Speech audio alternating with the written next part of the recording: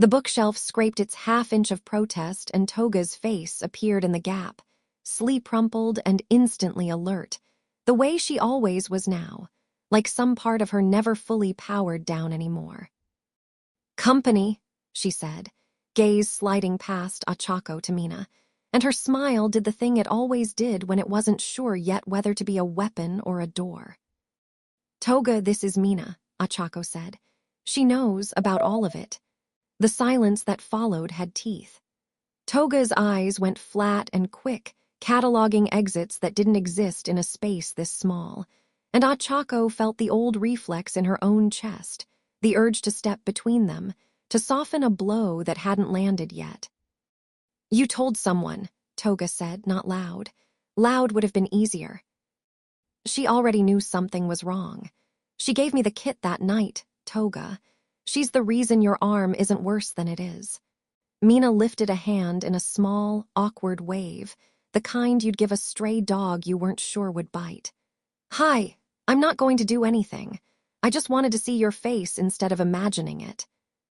Toga studied her the way she studied everything, head tilting a fraction, like she was listening for a lie underneath the words instead of in them. "And what did you imagine?" "Worse," Mina admitted. "Knives, mostly.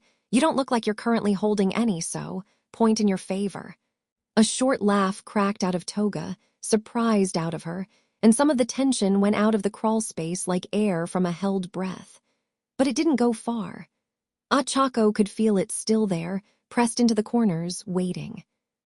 "You should be mad at me," Ochako said quietly, once Mina had settled cross-legged near the cot and Toga had pulled her knees up, wary but no longer coiled. "I didn't ask you first.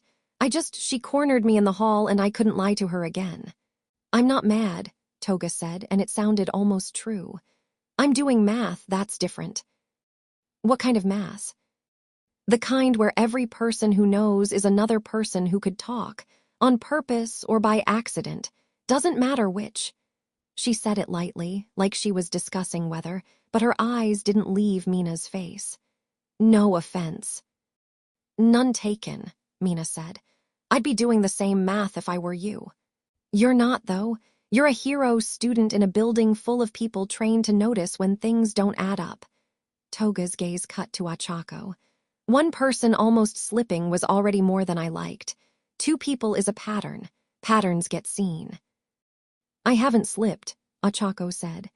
"You will," Toga said, not cruel, just certain, the way she was certain about weather and blood and the shape of trouble before it arrived. "Not because you're careless, because you're tired.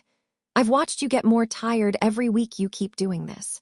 And tired people talk in their sleep, tired people forget to lock doors, tired people say the wrong name to the wrong face at exactly the wrong moment." Ochako wanted to argue and found she couldn't, because she'd felt it too. The fraying, the way her thoughts snagged lately on things that used to slide past clean. "I trust Mina," she said instead, which was the truest thing she had. "I believe you trust her." Toga's voice softened, just slightly, just enough that Mina glanced between them like she was watching something private happen in a language she almost understood. "I'm not saying she's the danger. I'm saying every new person who knows is a door I didn't build and can't lock. And I've spent my whole life learning what happens when a door gets left open that I didn't check first." "Then check it," Mina said, surprising all 3 of them. "Ask me whatever you want. I'll answer. I'm not here to trap you into anything."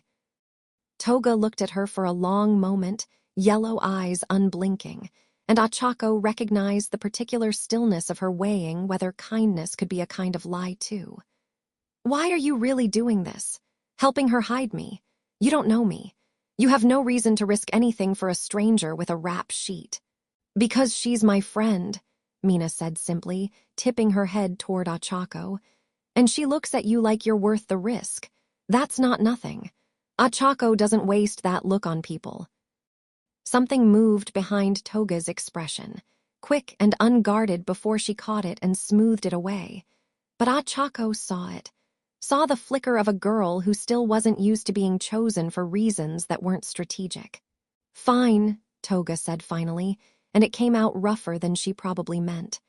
But if this goes bad, it doesn't just cost Ochako anymore. It costs you too. You understand that. Really understand it, not just say the words. I understand it, Mina said, steady.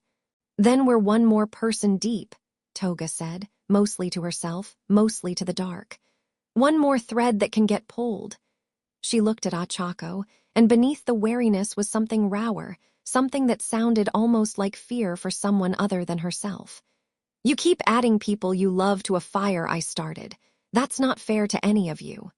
Maybe not, Ochako said, reaching for her hand in the lamp's small gold light, feeling the tremor in it that Toga would never admit to. But it's still my fire to stand in. I'm not asking you to be less dangerous. I'm just telling you I'm not leaving the room. Toga's fingers curled around hers, tight enough to ache, and for a moment none of the math in the world seemed to matter at all.